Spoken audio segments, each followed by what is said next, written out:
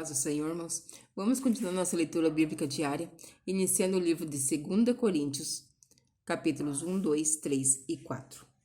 Eu, Paulo, apóstolo de Cristo Jesus, pela vontade de Deus, escrevo junto com o nosso irmão Timóteo esta carta à igreja de Deus que está na cidade de Corinto, e também a todo o povo de Deus espalhado por toda a província da Acaia. Que a graça e a paz de nosso Senhor e do Senhor Jesus Cristo, nosso Pai, esteja com vocês. Louvado seja Deus e Pai do nosso Senhor Jesus Cristo, Pai bondoso, Deus de quem todos recebem ajuda. Ele nos auxilia em todas as nossas aflições, para podermos ajudar os que têm as mesmas aflições que nós temos. E nós damos aos outros a mesma ajuda que recebemos de Deus. Porque assim, como tomamos parte nos muitos sofrimentos de Cristo, assim também por meio dele participamos da sua grande ajuda.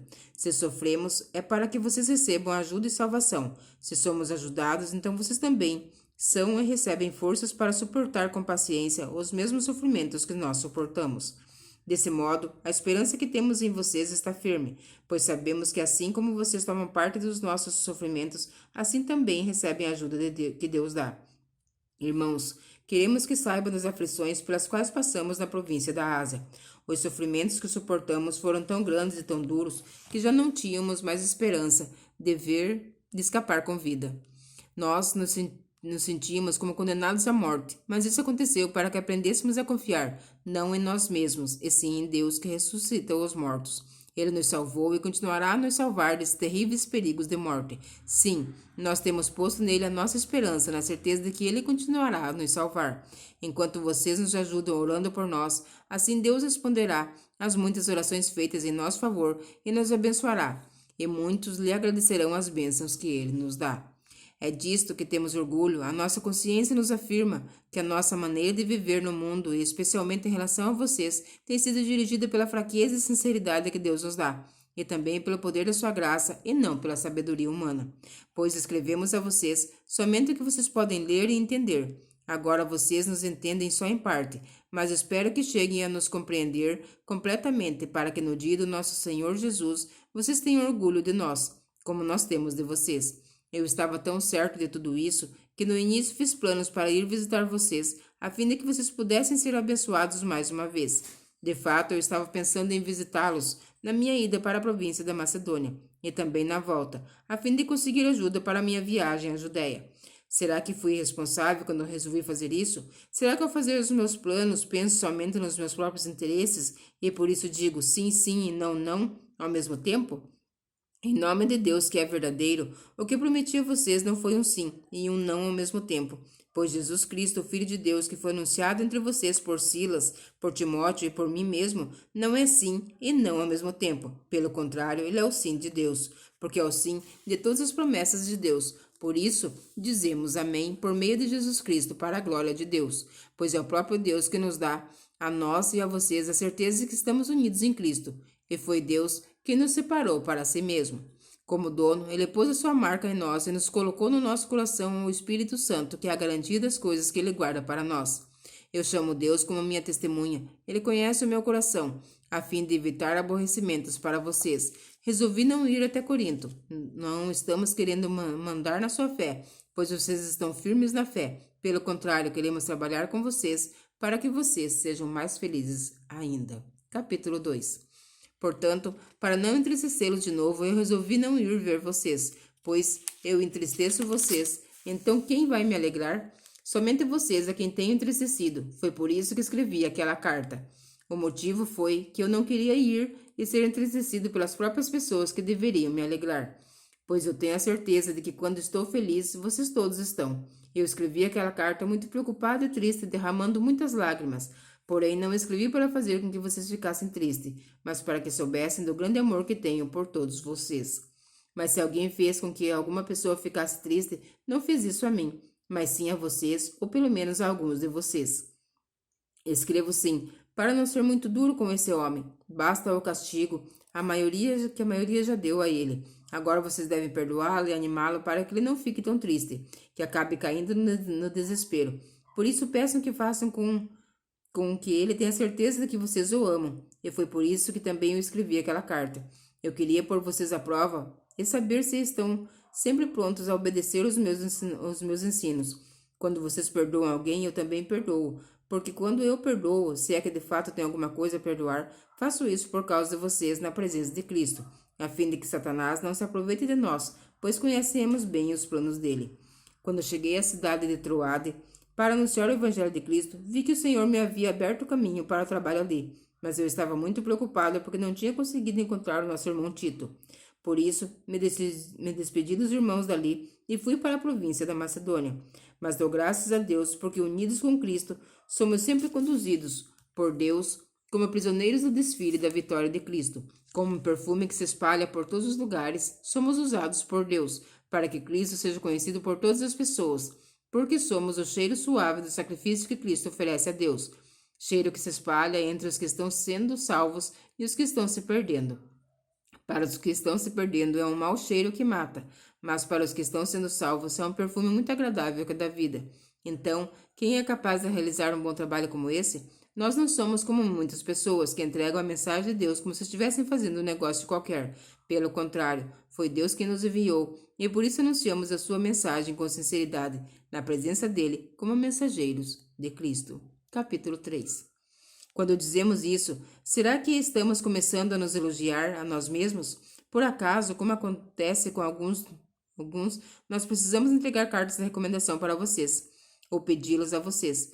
Vocês mesmos são a nossa carta, escrita no nosso coração, para ser reconhecida e lida por todos. Sim, é claro que vocês são uma carta escrita pelo próprio Cristo e entregue por nós. Ela não foi escrita com tinta, mas com o Espírito de Deus vivo. Ela não está gravada em placas de pedra, mas em corações humanos. Dizemos isso por causa da confiança que temos em Deus por meio de Cristo.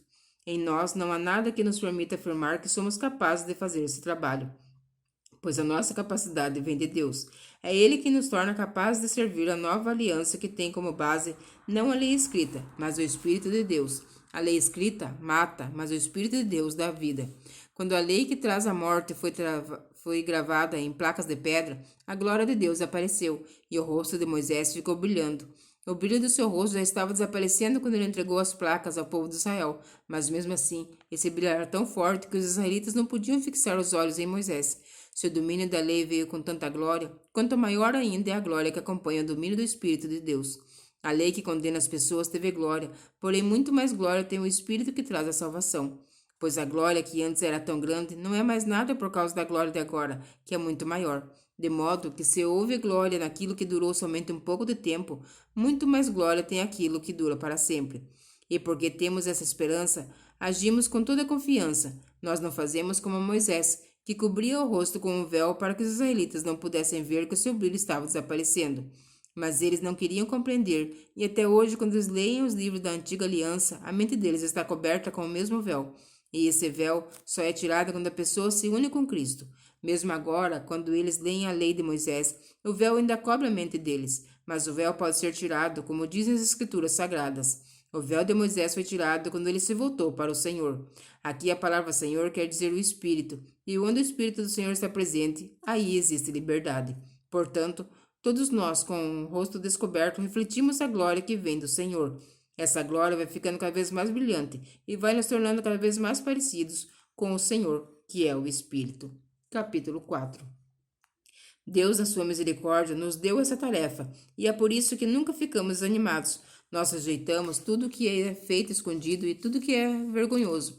Não agimos de má fé, nem falsificamos a mensagem de Deus. Pelo contrário, agimos sempre abertamente de acordo com a verdade, e assim as pessoas têm uma boa impressão de nós, que vivemos na presença de Deus, porque se o evangelho que anunciamos está escondido somente para os que estão se perdendo. Eles não podem crer, pois o Deus deste mundo conservou a mente deles na escuridão. Ele não os deixa ver a luz que brilha sobre eles, e a luz que vem da boa notícia a respeito da glória de Cristo, o qual nos mostra como Deus realmente é. Pois nós não anunciamos a nós mesmos, anunciamos a Jesus Cristo como Senhor e a nós como servos de vocês por causa de Jesus. O que Deus disse, que da escuridão brilha a luz, é o mesmo que fez a luz brilhar no nosso coração. E isso para nos trazer a luz do conhecimento da glória de Deus que brilha no rosto de Cristo. Porém, nós que temos esse tesouro espiritual como potes de barro, para que fique claro que o poder supremo pertence a Deus e não a nós. Muitas vezes ficamos aflitos, mas não somos derrotados. Algumas vezes ficamos em dúvida, mas nunca ficamos desesperados. Temos muitos inimigos, mas nunca nos falta um amigo. Às vezes somos gravemente feridos, mas não somos destruídos. Levamos sempre no nosso corpo mortal a morte de Jesus, que também dá a vida dele, seja vista no nosso corpo. Durante a vida inteira estamos sempre em perigo de morte por causa de Jesus, para que a vida dele seja vista neste nosso corpo mortal, de modo que a morte está agindo em nós e a vida está agindo em vocês. As Escrituras Sagradas dizem: Eu criei e por isso falei. Pois assim, nós que temos a mesma fé em Deus, também falamos porque cremos, pois sabemos que Deus ressuscitou o Senhor Jesus. Também nos ressuscitará com ele e nos levará junto com vocês até a presença dele. Tudo isso aconteceu para o bem de vocês, a fim de que a graça de Deus alcance um número cada vez maior de pessoas, e essas façam mais orações de agradecimento para a glória de Deus. Por isso, nunca ficamos desanimados, mesmo que o nosso corpo vá se gastando, o nosso espírito vai se renovando dia a dia, e essa pequena e passageira aflição que sofremos vai nos trazer uma glória enorme e eterna, muito maior do que o sofrimento, porque nós não prestamos atenção nas coisas que se veem, mas nas que não se veem, pois o que pode ser visto dura apenas um pouco, o que não pode ser visto dura para sempre. Amém? Que o Senhor Jesus continue nos abençoando, abrindo a nossa mente para o entendimento da sua palavra. Que você fique na santa e gloriosa paz do Senhor Jesus Cristo.